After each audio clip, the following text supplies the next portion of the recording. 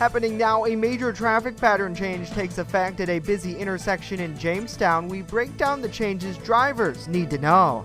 And we hear from the GOP gubernatorial candidate in New York who's laying out what's next for his campaign. Plus, a new welcome sign is coming to the city of Jamestown. We take a look at the multi-thousand-dollar project breaking ground soon. Live and on demand, this is WNY News Now. This is WNY News Now with live breaking news. And thanks for joining us for WNY News Now. I'm Justin Gould. We start today with breaking news. A massive search is underway at this hour for a fishing boat captain who fell from his craft into Lake Erie this morning off the shoreline of northwestern Chautauqua County.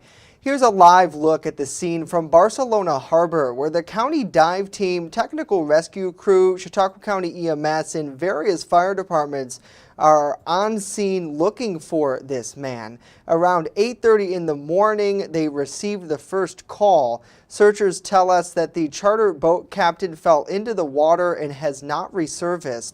Our Jackson Hickey has more from Barcelona Harbor alongside Chautauqua County Sheriff Jim Quattrone for an update this hour. Yeah, Justin, right now crew is looking for a man who fell off a boat earlier this morning in northern Chautauqua County. I'm here with Sheriff James Quattrone. Sheriff, can you just tell me sort of what happened this morning? Just go over the situation. Sure. Around 8:30 we received a call that there was a man overboard from a fishing charter. Reported that it was the captain of the vessel. And, the 4 occupants were inexperienced boaters. They ended up contacting our dispatch. We responded along with the fire service, Ripley Fire Department, and Chautauqua County Emergency Services. And we called out Coast Guard right away. So we've had Coast Guard assistance with their vessels, as well as Fuller Hose Company out of Northeast Pennsylvania. So we are continuing to search for the individual, and which would be in between the Barcelona Harbor and the Pennsylvania line, which is a vast area.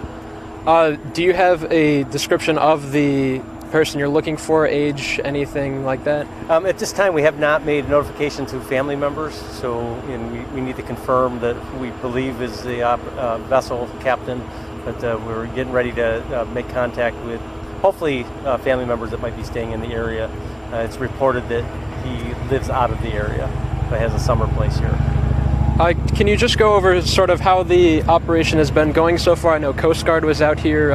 Who are all the agencies out here? So those that I'm fully aware of is the Ripley Volunteer Fire Department, the Fuller Hose Company out of Northeast, the Chautauqua County Water Emergency Team, which is comprised of the fire service as well as the Sheriff's Office. And we have the Coast Guard with their vessels as well as their helicopter that is out. And how do you plan to go about this search in the coming hours to narrow down the area and hopefully find this individual? Right now, we initially started with the coordinates of where the vessel was when it was reported, utilizing technology from the Coast Guard, trying to figure out drift patterns and the direction that the individual may be drifting. Sheriff, thank you so much. Justin, we'll continue to bring you more as soon as we can learn more, but for now, back to you in the studio. All right, Jackson Hickey and Chautauqua County Sheriff Jim Quattrone, thank you for that update. Of course, we'll continue to follow this developing story and bring any new updates on air and online at WNYNewsNow.com when new information becomes available. The application period for a tourism grant here in Chautauqua County is now open. The county's Department of Planning and Development announced this news yesterday. The agency uses the county's 5% occupancy or bed tax for the rental of lodging units to fund this account. Anyone interested in applying for the funding, which would be used to further enhance the tourism industry in the county, can apply online. We have a link on how to do that at our website. Last year, officials said the occupancy tax revenue exceeded expectations by nearly 40%, with revenues exceeding budgets by more than $500,000. that dramatically passed funds collected in 2019.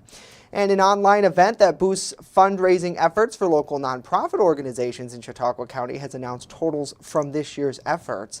The 5th annual Give Big CHQ event is a one-day online fundraiser hosted by the Chautauqua County Community Foundation and the Chautauqua Region Community Foundations. The online event was first launched to assist nonprofit organizations that had previously struggled to set up online fundraising options. The event took place on June 9th, serving a total of 112 nonprofits. More than 2,300 donors took part, and as a result, over $347,000 were raised. Some of the top businesses who participated this year were Options Care Center, Chautauqua Lake Partnership, and Westfield Memorial Hospitals Foundation. A full list can be found at givebigchq.com. Well, a major traffic pattern change takes effect today at a busy intersection on the city's south side. Our Alyssa Wright joins us live in studio with a closer look at these changes. Alyssa? Justin, right now we are talking about the intersection of Prather Avenue, Barrett Avenue, and Baker Street, which has undergone a complete reconstruction and redesign, making the thoroughfare safer for the pedestrians that were crossing and the drivers. The primary pass-through in both directions, that being the main collector route in and out of the city and to all the residential neighborhoods on the south side, that has now become the primary pass-through right-of-way street. Officials say that the previous traffic pattern presented confusion as to who had the right-of-way. It wasn't easy to understand where the pedestrians were supposed to cross. Now we have crossings at stop signs, so that it should be obvious to the driver and the pedestrian of where to cross and who has the right-of-way. This project has been in the works for over a year. Following planning and design, crews started the actual construction process in April. The utilities had to do a lot of relocating their work and brought us to this point. Now that the thoroughfare has been reopened, those traveling down Barrett Avenue have to come to a complete stop, with Baker Street traffic having the right-of-way. They actually have to come to a T intersection, a stop at Prather, and then they're going to have to turn onto Prather, and then actually Prather then T intersections into Baker, so you'll have to come to another full stop there. Baker Street now is full pass-through in both directions. The next large project, officials say, is already underway. It's yet again another complete redesign, and this time of Westcott Street in Jamestown. Live in the studio, Alyssa Wright, WNY News Now. All right, Alyssa, thank you very much. Well, now let's get a first check of our weather forecast. Chief Forecaster Dakota Hunter standing by live with that today. And sunny skies yet again setting in with some clouds out there, Dakota. Yes, it is. It's another nice day out there. We call this mostly cloudy skies, actually, come to think of it. But the Oleon Skycam showing you just, what's out there. So pretty much it's going to be another dry day. The satellite and radar composite, again, showing you pretty much the same thing. The cloud cover basically across the southern tier is going to continue to be spotty through the afternoon hours, so we are going to see a mix of a few peaks of sunshine along with those clouds. Allergies still an issue, and the problem here is the fact that, we haven't had rain in a while, and we're not going to see rain for a little while longer. So these are just going to continue to get worse. So I'm in that same boat with you. I have terrible allergies. I know how it is. 73 was the high yesterday. We started the day at 59, 98, and 38 are the records. So through the afternoon, partly to mostly sunny, a bit milder, a little bit humid, not too bad, but there will be a little bit in the air, 75 to 83. Now, like I told you, it's going to be a while before we get some rain. When will we get it? I'll give you the details with an Ultimate Satellite Solution 7-day forecast later on in the show, Justin. All right, we're looking forward to those, Dakota. Thank you. As we roll along, the GOP gubernatorial candidate from New York discusses his campaign path and what's planned for the future if elected. And later, a pesky invasive pest has made its return this summer. What this unwanted insect looks like and how it's impacting agriculture in our region. Stay with us. WNY News Now. We'll be right back.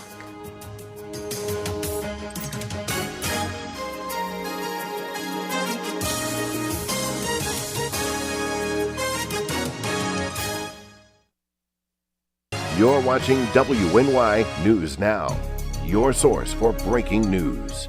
Stay fire safe this summer. Only use grills outdoors, away from siding and deck railings. Clean grills often and remove grease or fat buildup. Make sure your gas grill lid is open before lighting. Have a 3-foot safe zone around grills and campfires. Keep kids and pets clear of the area. Dispose of coals after they cool in a metal can. Never leave grills, fire pits, and patio torches unattended. Learn more at usfa.fema.gov. Brought to you by the Chautauqua Safety Village and the Jamestown Fire Department. When severe weather breaks, one team has you covered, tracking the storms as they happen. Catch your First Defense forecast daily on WNY News Now.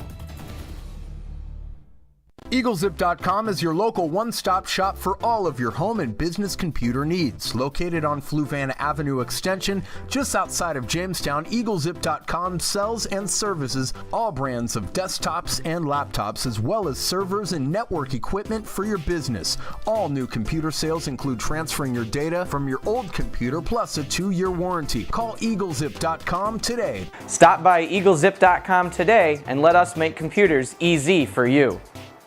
What is going on, my New York friends? My understanding is that you're in school for a little bit longer than most people, but I got some good news for you.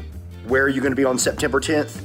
In Jamestown, New York, with me at 7 o'clock at the Reglena Theater, and you can get your tickets at reglena.com, REGLENNA.com. Make sure that you grab those now. It's going to be so much fun. Jamestown, New York, September 10th. Come and have fun with me. With coverage that matters, this is WNY News Now. Following his victory in the gubernatorial primary last week, Republican candidate for New York Governor Lee Zeldin is laying out what's next for his campaign and how he will change the trajectory of New York if elected. Our Julia Gress reports. I believe that for too long, the state legislators have not had the seat at the table that they should.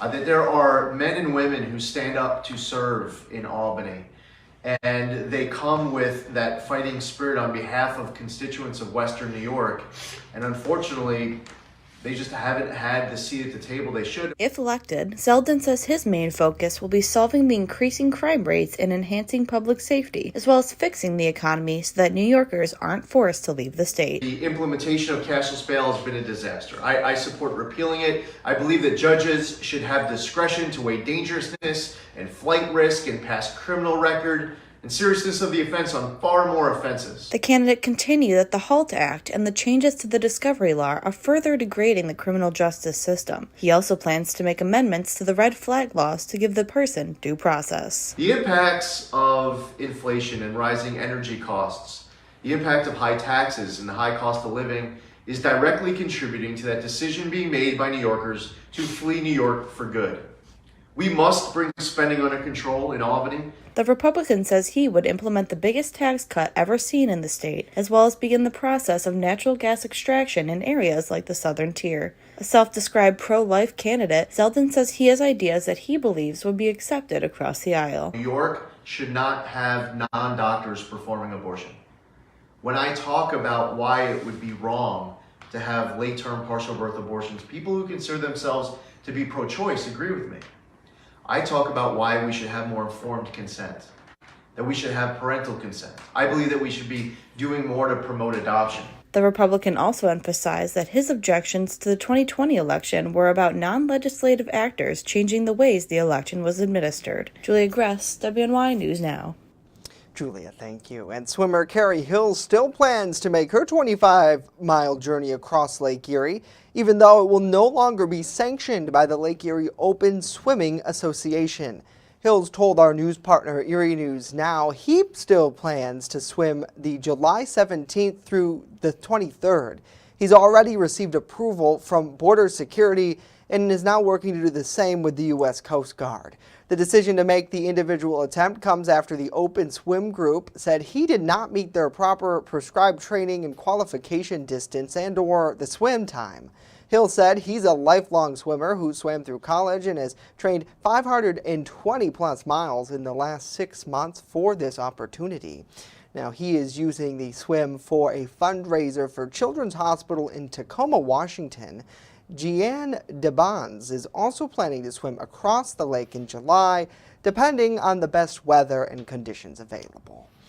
In early June, Governor Kathy Hochul signed into law a package of 10 bills to combat gun violence in light of recent mass shootings in Buffalo. And now, some confusion over the new measures and when they go into effect.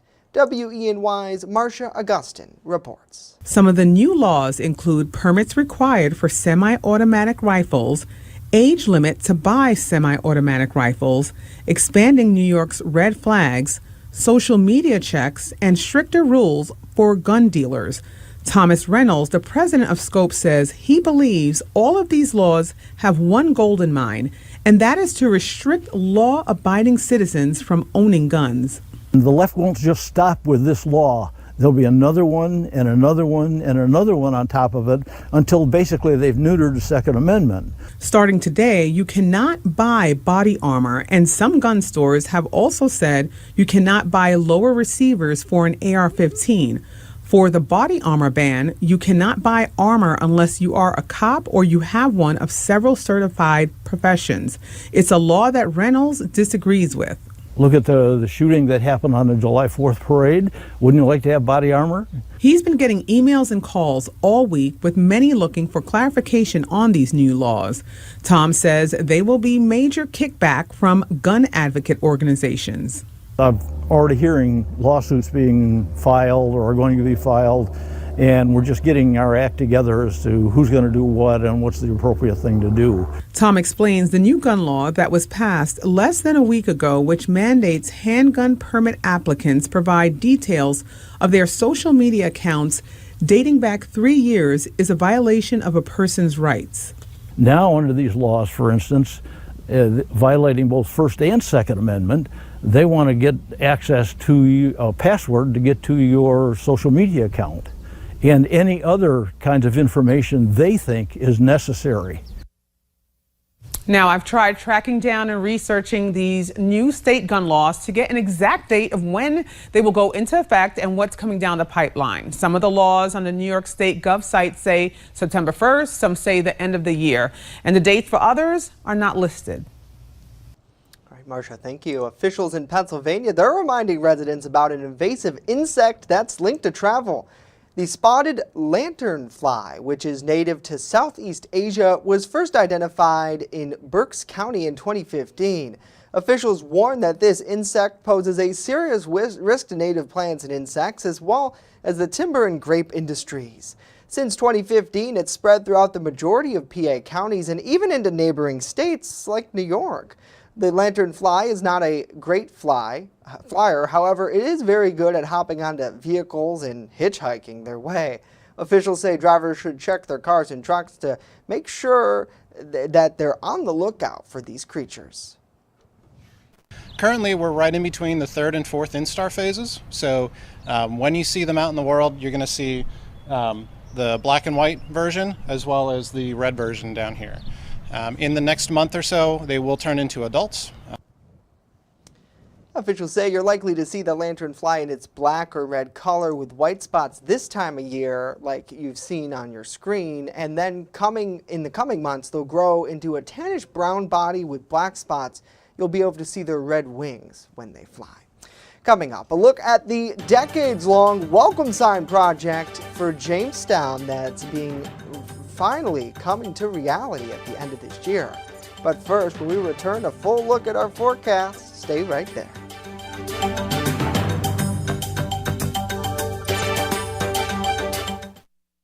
You're watching WNY News Now, where coverage comes first.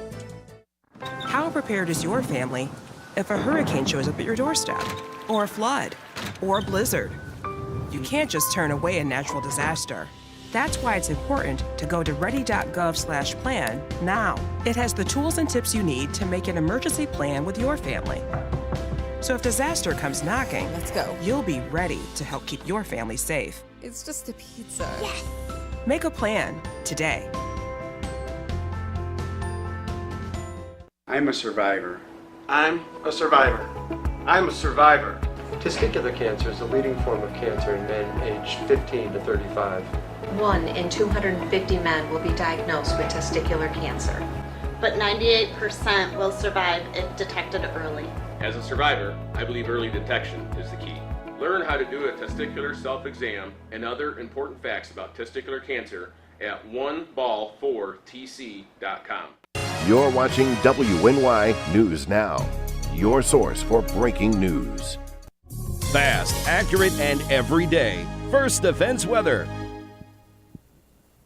Well, welcome back, everybody. And, you know, the same thing we talked about yesterday. It's been dry as a bone around here. Again, 2.27 inches is our rainfall total for the season. And understand, you know, we keep the summer weather records from June 1st all the way until the end of August. And every day we don't get rain, we're adding on to this deficit. We're now over 3 inches below normal for rainfall where we should be through the season. And as a matter of fact, the Noaa Drought Monitor gets updated every Thursday, and they have now included much of western New York and the southern tier and parts of Erie County, PA under a abnormally dry drought condition. Now, this basically just means that the ground is abnormally dry for this time of year. Could be an issue for crops, and ultimately your grass is likely going to get browner quicker when we're this dry. So we're going to hopefully, you know, it's going to be a while before we get some rain around here. So sorry, I think it's going to get a little worse before we get a little more rain in here. 71 and 70 are the water temperatures off Lake Erie. If you do want to get out on the lake today, northeast winds 5 to 10 knots and wave height averaging 2 feet or less. Overall, nice day downtown right now. 72 as a noon hour, northwest wind of 8. The humidity still up there. 61% is the current, 61 degrees is the current dew point number. So yeah, it's still a little humid out there. And in terms of the muggy meter, we're still going to be muggy tomorrow and Friday, or today and Friday. We will start to back it down over the weekend. Then we'll start to see a slight increase in the humidity values by the time we go into early next week. Not much going on across the Northeast. Lots of lightning strikes down here just north of St. Louis, but all of that is going to stay away from us. So the newest run of the computer modeling does paint up a couple isolated showers down across Warren County. Wouldn't rule that out, but I think the chance of that's relatively small. We'll see some clearing through the overnight hours tonight. Now tomorrow, this model does paint a couple isolated showers. It's not going to be this widespread, but if there is an isolated shower tomorrow, it's going to be in the afternoon hours. Tomorrow, probably about 2 to 5 o'clock. Looks like the better chance for that, but it's going to be a very small chance, and then it'll start to clear out for the evening hours, leading again to some clearing skies overnight. So again, we start tomorrow around 64. Actually, this is yesterday's for today, so let's just ignore that. The next 7 days powered by Ultimate Satellite Solutions, 81 degrees tomorrow, and again, 76 by Saturday. We do back the humidity down a little bit. Sunday, lots of sunshine, milder again, little uptick in the humidity. Our next chance of rain Tuesday and Wednesday, and we desperately need this, Justin, by going into the middle of next week. Oh yeah, I can already see some of those lawns out there getting pretty brown, Dakota, thanks. With the Biden administration continuing to work to ease the national baby formula shortage, the president announcing the 14th Operation Fly formula mission. It will bring 318,000 pounds of infant formula from Australia. That's about 4.7 million 8 ounces of bottles. Those deliveries will take place July 10th and July 21st. And the Uvalde school shooting could have been prevented. That's what the findings of a new scorching assessment from an active shooting training center. And the Uvalde mayor now accusing someone of covering up the truth. This scratching new report claims that these 19 elementary students and 2 teachers could still be alive today. It highlights 3 missed opportunities to prevent the tragedy. 1, it suggests the school was lax about locking doors. 2, it says a school police officer drove too quickly through the parking lot to notice the gunman. And 3, it says a Uvalde police officer who likely heard gunshots or reports of them saw the gunman before he entered the school. He has permission to shoot but didn't get a response in time. As for what happened inside the building, the report blames a lack of effective command. The Uvalde mayor accuses the Texas Department of Public Safety director of concealing the truth about the shooting. The report doesn't name them, and he has blamed the school district and police chief for failures around it. The center plans to issue a second part to this report that will address the leadership behind the law enforcement response. And abortion rights protests continue in our nation's capital following the Supreme Court decision overturning Roe. This time around, protesters have their sights set on Congress, pushing members to legalize abortion. Our Washington, D.C. correspondent Rachel Knapp continues the story. My body, my choice. My body, my choice. Pro-choice activists are continuing to protest following the Supreme Court decision that overturned Roe v. Wade, a nearly 50-year ruling which legalized abortions in the U.S. Abortion is healthcare. Abortion is healthcare. Since that ruling came down around 2 weeks ago, pro-choice protesters have pushed back, marching in the streets, in front of the Supreme Court, even by justices' homes. And now, we won't give up this fight. They are zeroing in on Congress. Abortion rights protesters are moving from the Supreme Court to the offices of members of the House. They're calling on Democrats to protect abortion rights. Protesters are frustrated with members of Congress, specifically the Democrats. They say they've taken little to no action to safeguard abortion rights at the federal level. Many here believe abortion access should not be left up to the states to decide. Personally, I grew up in Nebraska and Arkansas, which are both trigger ban states, and I know that my rights were never considered in my opinions, were never considered by the state and local authorities. They want to see Congress repeal the Hyde Amendment, which bars the use of federal funds to pay for abortion except to save the life of the woman or if the pregnancy stems from incest or rape, add abortion clinics on federal lands, and expand the Supreme Court, just to name a few. But they worry that with Roe overturned, the Supreme Court could target gay rights and access to contraception next. The start of a slippery slope, though we are focused on the abortion issue right now, we totally acknowledge that it's not just our freedoms that are being stripped away. In Washington, D.C. Spineless, gutless Democrats. Expand the Supreme Court. Rachel Knapp reporting. Rachel, thank you. Members of Congress tried to make abortion legal through legislation about 2 months ago, but the bill couldn't get enough votes to pass in the Senate. Next, a sign that's been planned for 25 years, finally being constructed at Jamestown's North Main Street welcome entrance.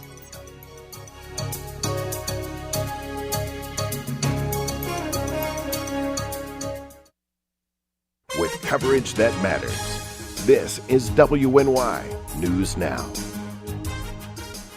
Catch your first defense forecast daily on WNY News Now.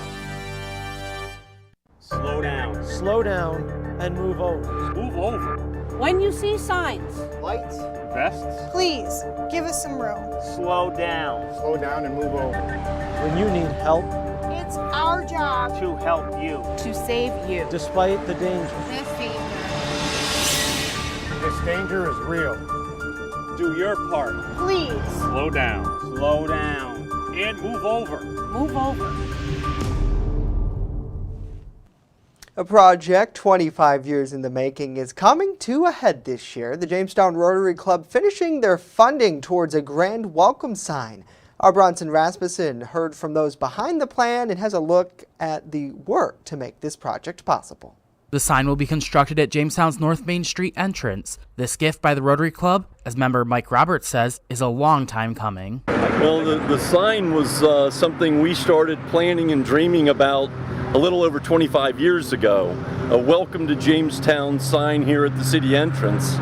And it was always delayed because we never had an opportunity to find a place for it.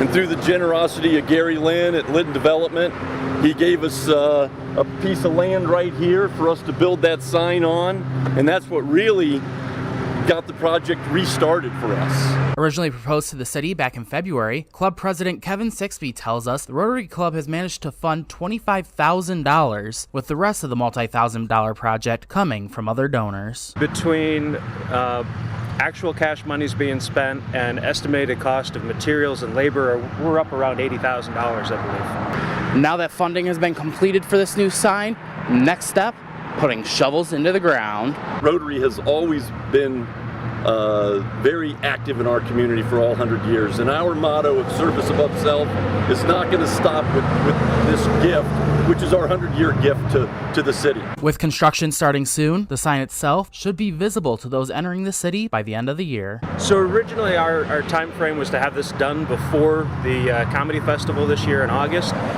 Given how things have laid out, we're probably going to be a little past that, but it'll be done this year. The sign's design focuses on aspects of the Pearl City, using slopes to represent the river and materials like old railroad ties, wood from the Grand Cathedral oaks, and the famous Jamestown bricks. Bronson Rasmussen, WNY News Now. Wow, what a great addition to the Pearl City. Thank you, Bronson. That's it for us today. News 24/7 at WNYNewsNow.com. Have a great day.